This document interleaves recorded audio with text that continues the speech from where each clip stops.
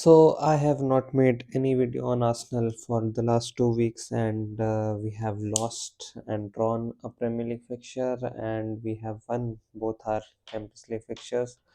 So it has been ups and downs, and apparently there has been a lot of discussions about the number 10 position. And again, the Arsenal fan base is going wrong. They're not talking about the right things. They're not targeting the right players. They are not targeting the right concerns. They are again singling out a player, scapegoating someone, and then just sacrificing them just because they want to. And let's in this video we'll thoroughly we'll obviously not really preview the Leeds game, although that is what I do mostly on Fridays and Saturdays. But we'll talk about Arsenal since I'm not talking about a lot of stuff that has been going on, and a lot of things have been really frustrating me as well about this fan base.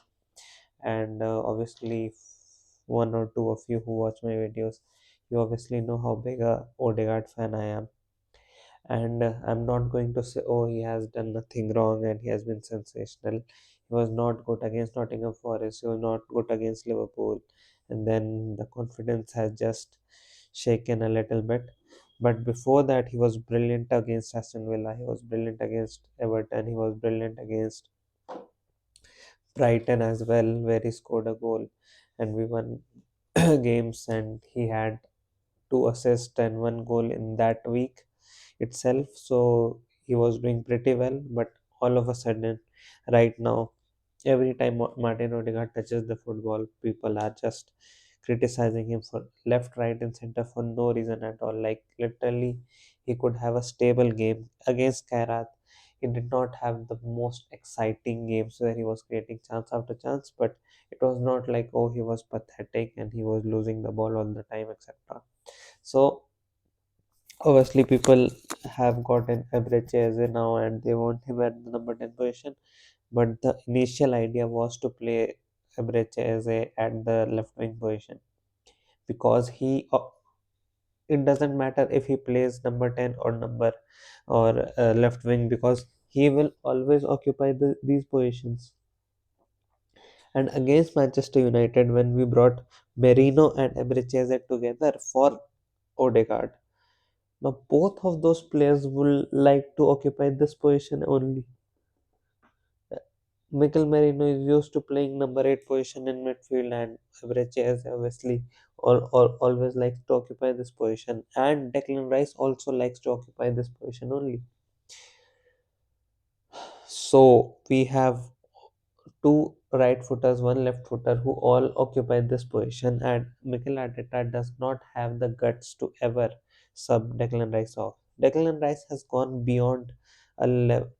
He has gotten a status where he is beyond criticism because he tackles well, he runs around, he has good stamina, etc. All the English sort of criterias where you have to do work hard and be like a workman or whatever they call it. So that is how people look at Declan Rice, that he is beyond criticism, he cannot be substituted, this and that. And I think that is also make like since Declan Rice has come and we have given him the number 8 position, that is where the goals have dried up, the open goals have dried up, and we have started looking boring. We have become a physical side. And let's not, it might sound weird, and I have made a video on this at the start of season only. I will always believe that if Declan Rice is your best player, you cannot be a top team with exciting football in it. You might still win something because we are going to win a lot of stuff this season, I believe. But if you want exciting, fluid football, open play goals, combination plays in midfield, you cannot have Declan Rice at number 8 position. You can probably have him in the number 6 position, where he is the solidity. He is in front of the back four, and he assures you that the rest of the players can freely play their football, take risks, etc. But if he is your number 8 and he is in these positions making runs, trying to score goals, he will score goals. Obviously, he does score goals sometimes very important goals as well for Arsenal, but long term, because he cannot do combination plays, he cannot pass and run, he does not have the vision or the flair of a midfielder, then obviously your attack is not going to be fluid. And this is the area of concern we have, because until Calafiori doesn't occupy these spaces, we are not free flowing enough in these zones. Now, what happens when Odegaard gets the ball? We have a winger so wide that it is by structure that he has to pass the ball to him, because that is the man with the most space all the time. And you want Bukayo Saka to always be one on one with his defender here, but they double down on him, and Saka and Odegaard combine, because when he passes to him and two defenders approach him, Odegaard gets a little bit of space here, and if Saka passes back, he can have a shooting opportunity. The same way he scored against Brighton, I think. And that is how it works. And that is also what happened against Manchester United for the first goal, where Odegaard Saka combined and then Timber was there. At first, that also is concerning, because why is Timber always in these positions? When we substituted Odegaard, you need to at least see if Merino has come, Merino occupying these areas. But you saw Ben White, White was there occupying this zone. So if Ben White is occupying this zone, Timber is occupying this zone, I don't mind Calafiori occupying that zone, because he can have a shot and he is more threatening.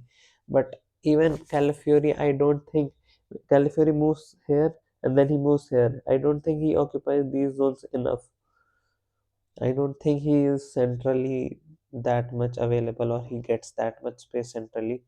But you will always see Timber making runs into the box. And earlier, I used to think that that is very progressive, that even our fullbacks are entering the box and we are attacking so much. But our fullbacks are not that good at finishing as compared to our attackers. And the job for the final action should be the responsibility of the attackers, not the fullbacks.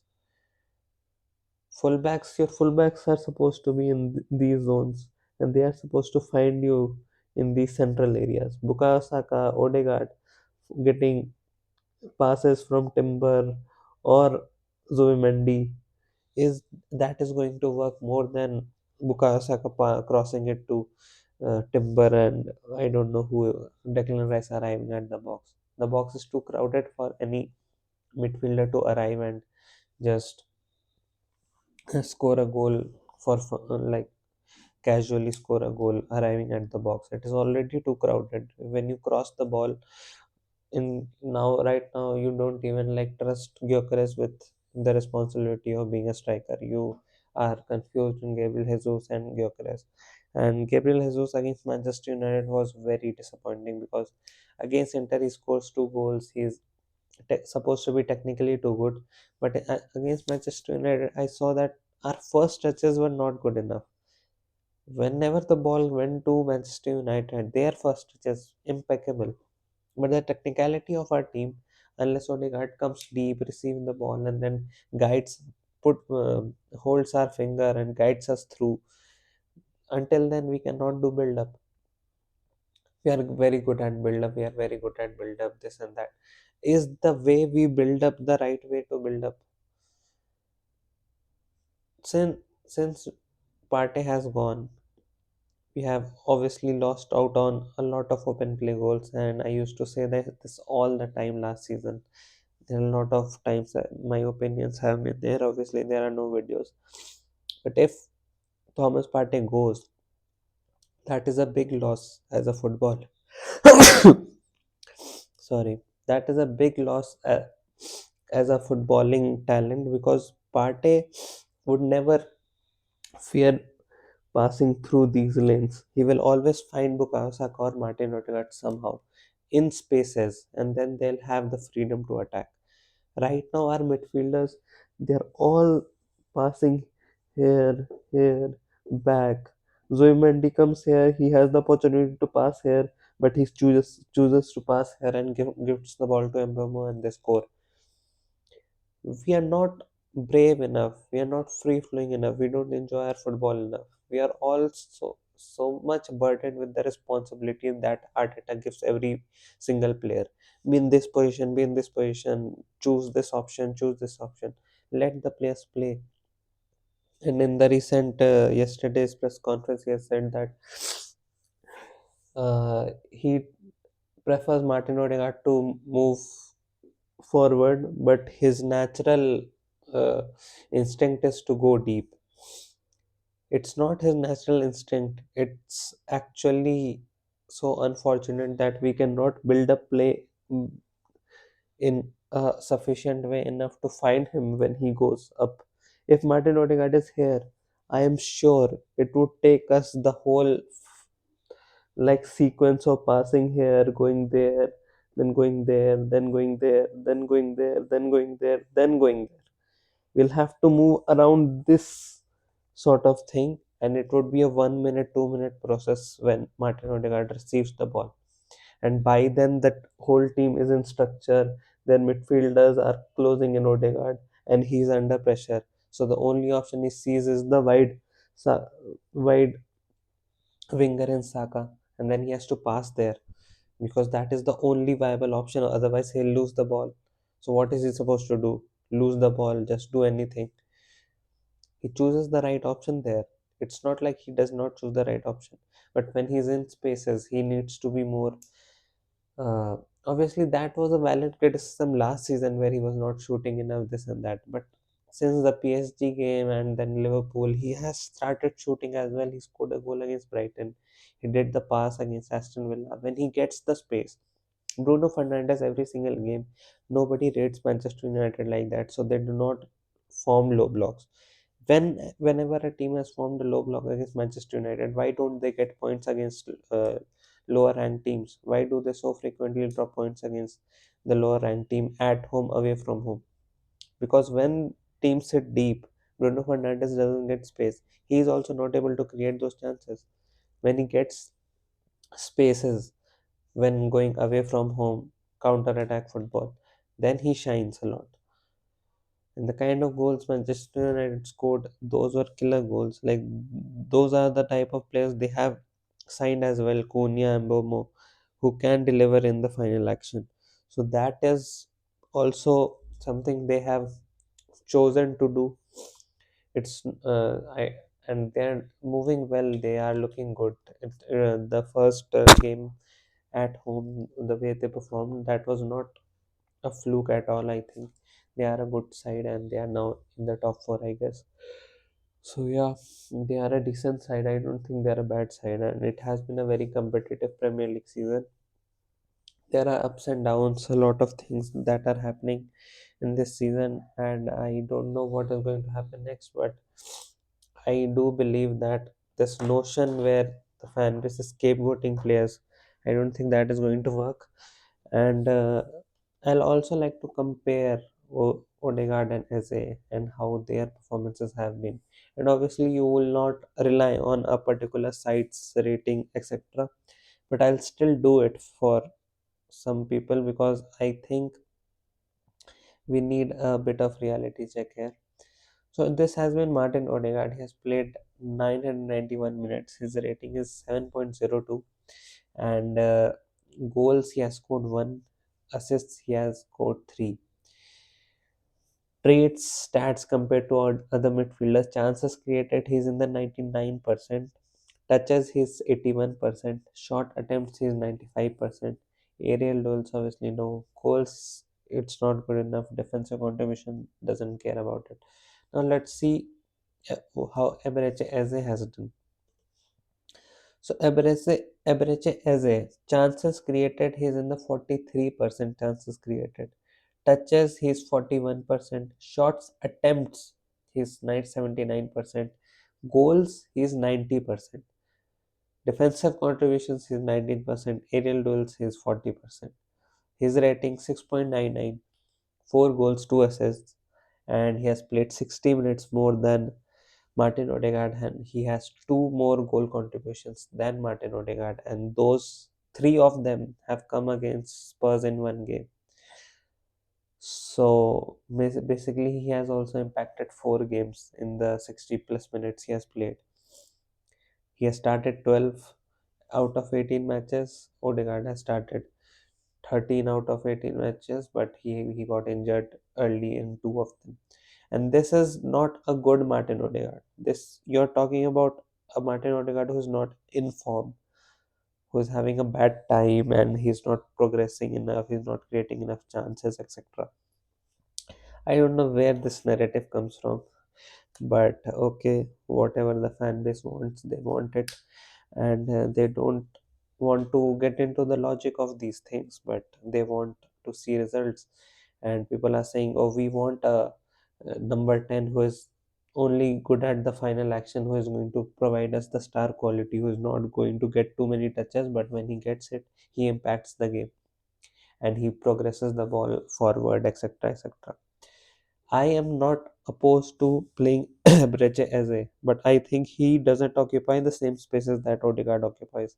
Odegaard occupies the right spaces, Eze occupies the left spaces. If we are brave enough to play both of them together, then we might see some good combination plays in the midfield as well, like we were doing on a few occasions when Eze passed it to Odegaard and Odegaard passed it to Eze. It did not turn up into something significant, obviously, but we had started to form a combination. And a lot of times, like we are going to play Leeds right now, a lot of people will say, oh, they are a physical side, they are a physical side. Every Premier League fixture we go on to play, we say, oh, they are a physical side. We will need to have Merino playing in the number 10 position. So you will have a Rice, Zoimendi, and Merino midfield. I don't know what this fan base is thinking right now, but everyone's brains have just been cooked because we are losing games. So it is what it is. I'm not going to talk too much about those kind of fans who want to play Merino, Rice, and Zubimendi midfield. Thank God I'm not one of them. And I like, if you think we are not going to play fluid football and the solution is to play Merino, Rice, and Zubimendi midfield, then I don't know how to help you watch football and like even talk about football with you, because Mikel Merino is the slowest midfielder. He, he is the slowest passer of the ball. His decision making, he'll lose the ball so many times. His first touch is not good enough to the standards of a number 10. The only thing good he will do is arrive in the box late and maybe score a header. So how is he going to improve our open play as compared to Odegaard? And Odegaard is not even playing that bad as people are going to say. He had he has had a few bad games, obviously, and his confidence has been shot down a little bit because Mikel Arteta has also been substituting him. That also, I think, is absolutely he is getting influenced by fans and other opinions more than anything. There is no reason you need to substitute Odegaard at the 57th minute when you need a goal for Mikel Merino, that too. So I'm not in favor of that decision, but it is what it is. And yeah, I think we are in a bit of a mess, and the way we treat Odegaard will also show the kind of manager Mikel Arteta is, because a lot of people are against Martin Odegaard right now, and Mikel Arteta has options to replace him. But does he replace his captain? Does he show loyalty? These are the big tests you have as a manager, and even in a season where you are supposed to win a few trophies, you are facing difficult situations, and these things will make someone grow, or they'll just bundle out and they'll just buckle under the pressure. And I don't know. The first season Mikel Arteta came, Ozil was here, and he was absolutely villainized by Unai Emery for no reason at all. He played him until he was removed from the club for political reasons, but he played him and he made him work hard, etc. Odegaard was the exact midfielder everyone needed. Everyone used to go like, oh, this is the Ozil, this is was this is what Ozil was supposed to be, this and that. And now they are also bored by Odegaard, so they are going to go on the Eze train, and then in few years they'll just get to know that okay, actually Eze is not a chance creating machine and he's not that good at playing the number 10 position and controlling a game, then they'll get fed up of him as well, etc., etc. And this will keep going on. But English players like Declan Rice, Bukayo Saka, all these players are beyond criticism, whatever they do. So a weird criticism of Saka that he does not want to pass to Victor Gyökeres. I think Mikel Arteta wants width in his team. He wants his wingers touching the touchline. That stops our central progression and that stops us from forming combinations and relationships on the pitch. And I don't know how to tell this to Mikel Arteta that you need to coach that to the players. Throw in coach, set piece coach, etc. etc. won't cut it until you sort your central progression issue. So yeah, I don't know what is going to happen. I don't even know if we are going to win today, but it is what it is, and that is what is going on at Arsenal. I hope we improve from here. I don't like we should really be winning our next few games, and then we'll go to Tottenham, and then we'll welcome Chelsea at home. Those fixtures, if we win those fixtures, we might win the Premier League. We can assure that I can assure you of that because I had claimed that we'll win the Premier League in March, but again, I was not expecting that we'll again switch back to playing cowardly football and be confused about our attacking instincts when we already figured that out. So, like we figured that out at Newcastle, obviously, where Eze was there, Martin Odegaard was there in the last few minutes, and we scored 2 goals and we won the match. That should have been something Miguel Arteta should not have forgotten, but he has forgotten that as well now. So I don't know what to do. Like one Aston Villa result has changed his opinion, and he has totally put the possibility of Fabregas playing left wing in the bin just because he did not rank Matthew Cash for 1 goal. So that if he is going to be that rigid and that uh, reactive on these things, then it is not going to work for him. So I hope Mikel Arteta learns. I hope this fan base gets a bit healthier because it is not fun being part of the Arsenal fan base when you are targeting your own players so brutally in a season where we are first in the Champions League, first in the Premier League, and we are in for every single competition we are in.